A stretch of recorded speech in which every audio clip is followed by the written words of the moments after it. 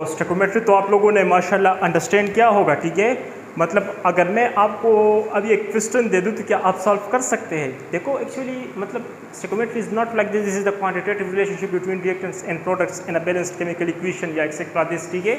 वहाँ पर आपसे क्वेश्चन किया जाता है, अगर आप क्वेश्चन का आंसर कर सकते हैं तो बिल्कुल फिर करेक्ट है, ठीक है। अच्छा देखो, आप लोगों के पास क्या है, एक इक्वेशन मैं देता हूँ और मैं आपसे ये मतलब क्वेश्चन करता हूँ कि मेरे पास अगर इतने रिएक्टेंट्स है तो कितना प्रोडक्ट बनेगा, ठीक है। इक्वेशन क्या है आप लोगों के पास, 2 मोल ऑफ KCl है, ठीक है। आप लोगों के पास ये रिएक्ट करता है 3 मोल ऑफ O2 के साथ और ये बनाता है क्या, 2 mole of KClO3।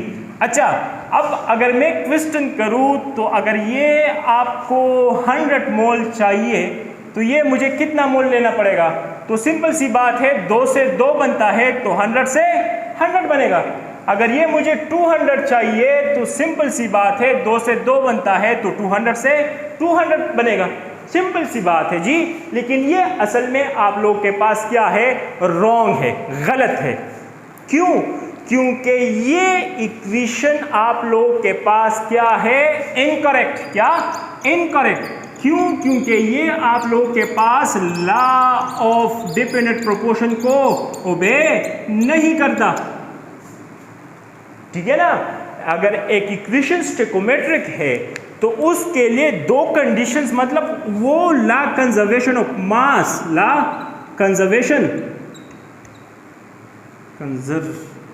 Of mass के साथ साथ लॉ ऑफ डिफिनिट प्रोपोर्शन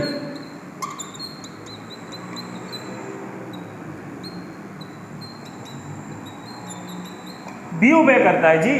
अगर इसमें एक भी ओबे ना हुआ, फॉलो ना हुआ, तो इक्वेशन आप लोगों के पास नॉन स्टोइकोमेट्रिक हो जाएगा। और अगर इक्वेशन नॉन स्टोइकोमेट्रिक हुआ तो फिर आप उसके लिए कैसे स्टोइकोमेट्रिक की डेफिनेशन या स्टोइकोमेट्रिक के रूल्स पर अप्लाई करते हो, ठीक है। इसको हम बोलते हैं बैलेंसिंग। क्या? बैलेंसिंग। और ये आप लोगों के पास क्या होता है, करेक्टनेस। क्या? करेक्टनेस। अब आप लोगों के पास ये इक्वेशन बैलेंस है। क्या है? बैलेंस है। लेकिन ये आप लोगों के पास इनकरेक्ट है, करेक्ट नहीं है। क्यों? क्योंकि जब आप KClO3 को बनाते हो तो वो इससे कभी बन ही नहीं सकता, इम्पॉसिबल। जब ये दोनों रिएक्ट करते हैं तो ये नहीं बनाते। तो अगर ये दोनों रिएक्ट करते हैं और ये नहीं बनाते तो आप कैसे बोल सकते हो कि अगर ये मुझे 200 चाहिए तो मतलब ये मैं कितना ले लूं? इम्पॉसिबल है जी, क्योंकि ये इसका सोर्स ही नहीं है, ठीक है। तो मतलब अगर आप ये बनाना चाहते हो तो इसके लिए क्या करना होगा, आपने इसका सोर्स लेना होगा। और इसका सोर्स क्या है, HClO3 को आप रिएक्ट करें किसके साथ, KOH के साथ, और ये आपको क्या दे देगा, ये आपको दे देगा KClO3। क्या? KClO3 plus what, H2O। अब आप बोल सकते हो कि इसके लिए कितना, ये क्योंकि ये इसका सोर्स है।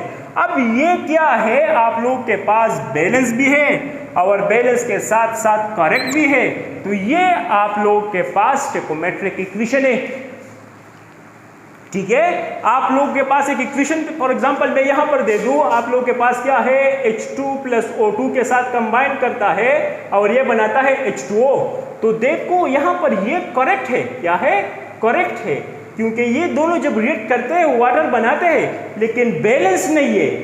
तो इसीलिए ये आप लोग के पास नॉन स्टोइकोमेट्रिक इक्वेशन है। आप ये नहीं बता सकते कि 1 से 1 बनता है तो 2 से 2 बनेगा, इम्पॉसिबल, क्योंकि ये बैलेंस नहीं है। जब अब ये बैलेंस करोगे तो इसके बाद अब आप इस पर स्टोइकोमेट्री के रूल अप्लाई कर सकते हो कि 2 से 2 बनता है तो 4 से 4 बनेगा, क्योंकि ये लॉ कंजर्वेशन ऑफ मास के साथ साथ लॉ ऑफ डेफिनेट प्रोपोर्शन भी क्या करता है, ओबे करता है, ठीक है। यहां पर ये लॉ कंजर्वेशन ऑफ मास को ओबे करता है कि, लेकिन लॉ ऑफ डिफरेंट प्रोपोर्शन को ओबे नहीं करता। लॉ ऑफ डिफरेंट प्रोपोर्शन क्या बोलता है, अभी बताया कि आप लोगों के पास क्या है, chemical compound always contain it's components elements it's fixed ratio and doesn't depend on it's source of preparation. आप देखिए ना, अगर आप कार्बन डाइऑक्साइड को क्या करते हो, बनाते हो, तो इसमें 1:2 ही है, कार्बन 1 और ऑक्सीजन 2, लेकिन उसके सोर्स है ना, ये इसके सोर्स है। ऐसा तो नहीं होता कि मैं यहां पर वाटर ले लूं और यहां पर कार्बन डाइऑक्साइड, गलत है। वाटर उसका सोर्स ही नहीं है जी, इम्पॉसिबल। ठीक है, तो करेक्ट नहीं है, वरना किसी तरीके से बैलेंस कर भी सकते हो।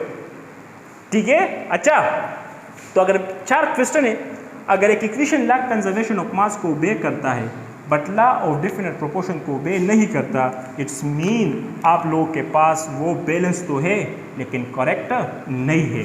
अब अगर मैं इस तरह क्वेश्चन करूं कि एक इक्वेशन बैलेंस है लेकिन करेक्ट नहीं है, इट्स मीन वो लॉ कंजर्वेशन ऑफ मास को ओबे करता है, लॉ ऑफ डेफिनेट प्रोपोर्शन को ओबे नहीं करता।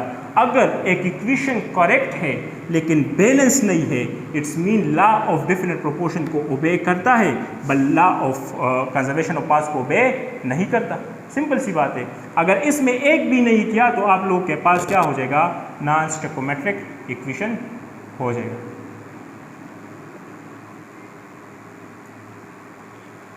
और लॉ कंजर्वेशन ऑफ मास को मैं बोला कि total mass of the reactant must be equal to total mass of the product, या आप क्या करें दोनों साइड्स पर एटम्स चेक करें। ठीक है, अगर सेम है तो ठीक है, लेकिन ये भी